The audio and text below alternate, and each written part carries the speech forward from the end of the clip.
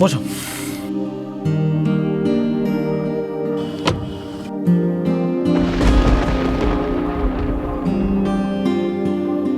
কি হলো?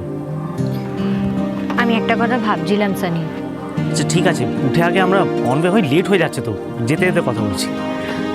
উফ, কি বলছি শোনোই না। বলছিলাম যে আমার না ইনস্টিটিউটে এইভাবে গাড়িতে করে যেতে ইচ্ছে করছে না। আমার এরকম অ্যাডভান্টেজ নিতে একদম ভালো লাগে না। মানে তিতলি, তুমি বাড়ির একজন মেম্বার, বাড়িতে এতগুলো গাড়ি আছেই এই কারণে যাতে যার যখন প্রয়োজন সে ব্যবহার করতে পারে। হ্যাঁ, সেটা বুঝতে পারছি, কিন্তু আমি যখন কলকাতায় প্রথম এসেছিলাম আমি তো এটা ভেবে আসিনি না যে এভরিডে গাড়ি করে করে ইনস্টিটিউট যাব। আমি যখন এসেছিলাম আমি এটা ভেবে এসেছিলাম যে আমি রোজ স্ট্রাগল করতে থাকবো আর একদিন না একদিন ঠিক পাইলট হব। তাই এইভাবে রোজ রোজ আমি যেতে পারবো না, এরকম বিলাসিতা আমার ভালো লাগে না। আরে অদ্ভুত মেয়ে তো তুমি। কারোর বাড়ির গাড়ি থাকতে সে কি হেঁটে হেঁটে যাবে নাকি, নাকি উড়ে উড়ে? সানি, মজা করো না, বোঝার চেষ্টা করো। হ্যাঁ, আজ প্রথমবার যাচ্ছি বলে আমাদেরকে হয়তো বাড়ির কেউ কিছু বলেনি, কিন্তু ইন ফিউচার তো বলতে পারে। তার ওপর অপরেশ কাকু এই বিয়েটা আর আমাকে মেনে নিতে পারেনি। তারপরেও যদি আমি তোমাদের বাড়ির গাড়ি করে রোজ রোজ এইভাবে ইনস্টিটিউটে যাই, সেটা কি ভালো দেখাবে বলো? আর তাছাড়া তো আমার অভ্যেস খারাপ হয়ে যাবে।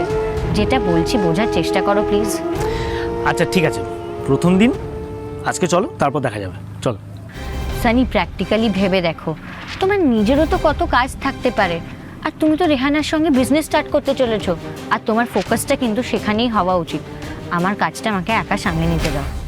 দেখো না তিতলি, সানি, আচ্ছা আমি কি বাচ্চা মেয়ে যে আমাকে স্কুলে পৌঁছে দিয়ে আসতে হবে? আমি তো তোমাকে বলছি আমি একা পারবো। তুমি তো কালই বললে ইনস্টিটিউটে কিভাবে যেতে হবে। আমার মনে আছে, ট্রাস্ট মি, আমি ঠিক পারবো। আমি বুঝতে পারছি তোমার টেনশন হচ্ছে। আমি কানে শুনতে পাই না বলে প্রবলেম হতেই পারে, কিন্তু সেটা আমাকে তো সামলাতে হবে। আমাকে শিখতে হবে একা একা রাস্তাঘাটে কী করে চলাফেরা করতে হয়, কী করে কমিউনিকেট করতে হয়। ইনস্টিটিউটে যাওয়ার পর লোকজনের সাথে কী করে ডিল করতে হবে সেটা আমাকেই প্লিজ বুঝে নিতে দাও।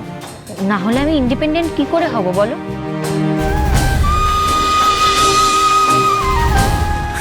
আর কাল যে অত বললে যে সানি আমার হয় তুমি ওদেরকে বুঝিও যে তুমি সব পারবে, ওগুলো কি হলো এখন? সানি, ওগুলো আমার উইকনেস ছিল, কিন্তু তুমি আমার স্ট্রেংথ।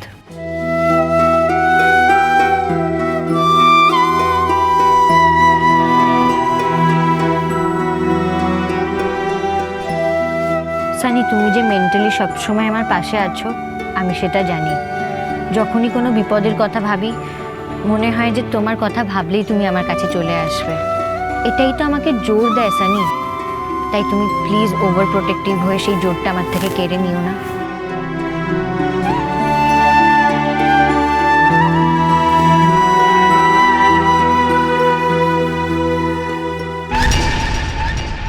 হ্যাঁ বল।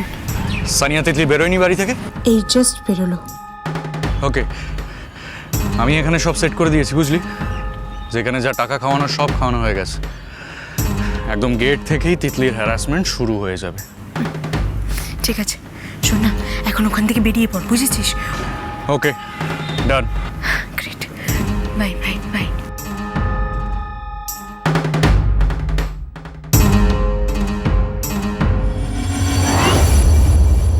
অদ্ভুত মেয়ে বটে তুমি। তোমাকে নিয়ে যে কি করি না। কিছু করতে হবে না, আমি এখন এখান থেকে বাস বা অটো কিছু একটা করে ঠিক চলে যেতে পারবো। হ্যাঁ, বাসে অটো করে যাও, তারপর আমি সারাদিন ধরে টেনশন করে মরি।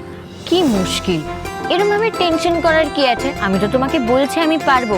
আর তোমার নিজের কাজকর্ম থাকবে না বলো? আচ্ছা, তোমার যখনই টেনশন হবে তুমি যখন খুশি আমাকে ভিডিও কল করে নিও, তাহলেই হবে। আর তুমি নিজেই তো সবাইকে বলে বেড়াও তিতলি সেলফ সাফিশিয়েন্ট। আর তুমি যদি এখন এরকম করো তাহলে আমাকে এটা বুঝে নিতে হবে তুমি আমাকে নিয়ে কনফিডেন্ট নও। আর তুমি কি ভাবছো তুমি এইভাবে আমাকে রোজ রোজ দিতে যাবে? ওখানে বাকি স্টুডেন্টরা কি বলবে বলো তো? একটা পুচকি মেয়ে এত অল্প বয়সে বিয়ে করে নিয়েছে আর তার পুচকি বর রোজ রোজ তাকে ড্রপ করতে আসছে। কি হাসাহাসিটাই না করবে আমাদেরকে নিয়ে, বলবে আমি ন্যাকা। তুমি হাসছো সানি, আমাকে যদি এরকম কেউ কিছু বলে আমার কিন্তু একদম ভালো লাগবে না। তাই তুমি যাবে না ব্যাস। তিতলি, আমাকে ডিল করা কিন্তু ইজ ভেরি ডিফিকাল্ট। মোটেই না, আমার মনে যা আসে আমি মুখেও তাই বলে দিই।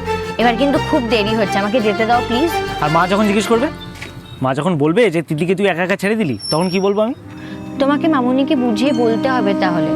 আমি বুঝতে পারছি, আমি প্রথম দিন যাচ্ছি, তোমার মামুনি সবারই আমাকে নিয়ে খুব টেনশন হবে, কিন্তু আমি জানি তুমি ঠিক বুঝিয়ে বলতে পারবে। তুমি মামুনিকে এইভাবে বলবে, তুমি একদম টেনশন করো না মা, আমি জানি তিতলি ঠিক যেতে পারবে, তুমি তিতলির ওপর ভরসা রাখো, তো সব পারে।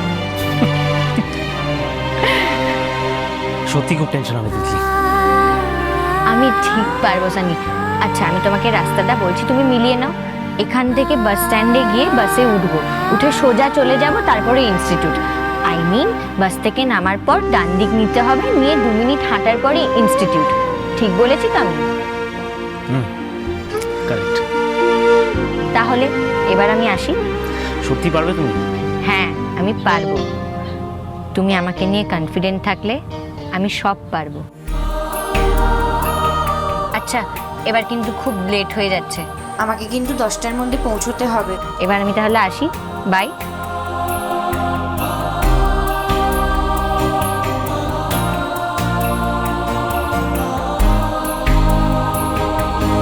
না, ও একা যেতে চাইছে, যাক। আমি বরং গাড়িটা নিয়ে ওকে ফলো করি, বেটার।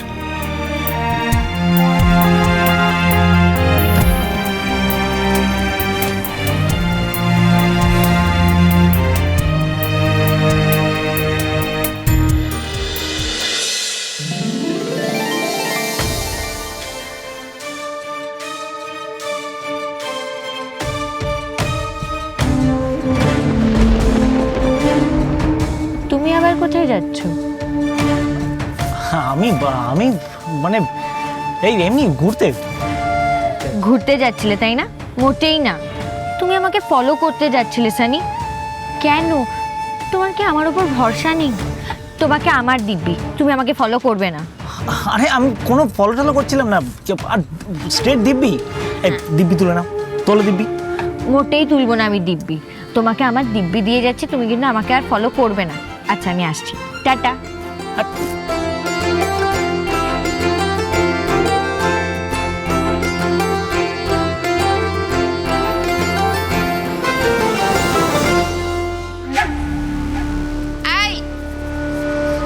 উমা বসে পড়লি কেন? আরে চ না ওপরে যাই, গিয়ে ল্যাথ খাতে একটু গল্প করি। তোর খালি শুয়ে থাকা কেন? এই তো এত জায়গা আছে, বস না এখানে। আহা তুই বা এত অস্থির হয়ে যাচ্ছিস কেন? আর তুই মোবাইলে টাইম দেখছিস কেন? এই অস্থির কোথায় দেখলি আমাকে? আমি তো ঠিকই আছি, আই এম কুল। কি সুন্দর সকালটা শুরু হলো বলতো। সানি তিতলি ভাত কাপড় হলো, তবে সানি তিতলিকে পাইলট বানাতে নিয়ে গেল। ভালোই তো হয়েছে সকালটা শুরু। ছোটদা ভাই, কি রে তুই গেলি না? না আমি চলে এলাম। তিতলির সঙ্গে তুই যাবি না? না। কি রে, কি ব্যাপার? তুই তিতলি কই? তিতলি চলে গেছে। কি চলে গেছে মানে? মেয়েটা একা একা চলে গেছে? হ্যাঁ একা একা চলে গেছে।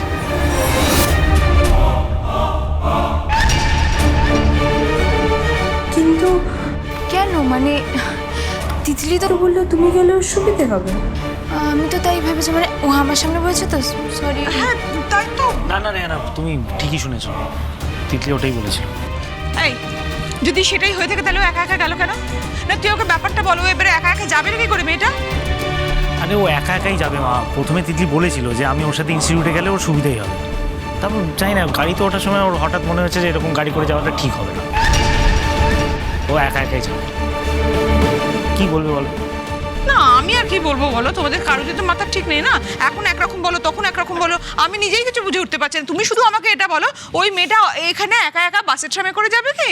হ্যাঁ ওভাবেই যাবে, বাসে যাবে, না পেলে অটোতে যাবে। আমি কি বলবো, অনেকবার বললাম তো, শুনলোই না আমার কথা। ওর এরকম গাড়িতে চড়ার বিলাসিতা নাকি ওর পছন্দ না। বললাম যে আজকে প্রথম দিন, অ্যাটলিস্ট আজকে ছেড়ে দিয়ে যাই, তারপর দেখা যাবে। না, ও সব রাস্তাঘাট চেনে, ও একাই যাবে। চেনে? বললো তো। আরে ভাবলাম না গাড়িটা নিয়ে ফলো করবো, তো করলি না কেন?